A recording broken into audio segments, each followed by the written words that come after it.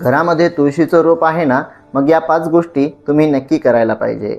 कारण फक्त ही तुळस एक वनस्पती नसून आपल्या भारतीय संस्कृतीमध्ये तिला अत्यंत पवित्र आणि पूजनीय मानलं जातं. सर्वात पहिली गोष्ट असते ती म्हणजे अशी, तुळशीचं रोप नेहमी स्वच्छ जागी ठेवा.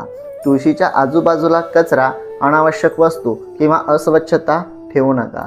तुळशीजवळचं वातावरण प्रसन्न आणि स्वच्छ ठेवणं हे महत्त्वाचं मानलं जातं. दुसरी गोष्ट, दररोज तुळशीला नमस्कार करायला विसरू नका आणि शक्य असल्यास सकाळी दीप लावा. तुळशीसमोर दिवा लावण्याची परंपरा आपल्या संस्कृतीमध्ये आहे.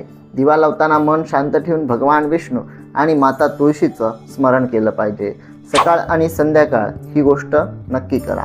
तिसरी गोष्ट आहे, तुळशीचं पानं तोडताना आदर आणि शुद्ध भाव ठेवा.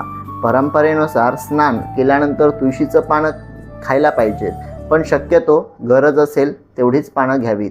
चौथी गोष्ट, तुळशीला नियमित पाणी द्या आणि अति पाणी देऊ नका.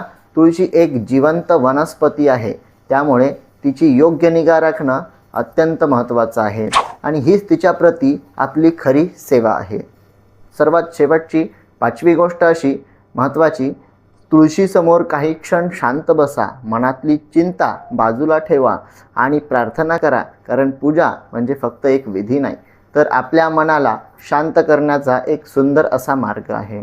तुळशीला आपल्या परंपरेमध्ये लक्ष्मी स्वरूप आणि पवित्र मानलं जातं. म्हणूनच घरामध्ये तुळस असेल तर तिची केवळ पूजा करू नका, तर तिची मनापासून काळजीही घ्या.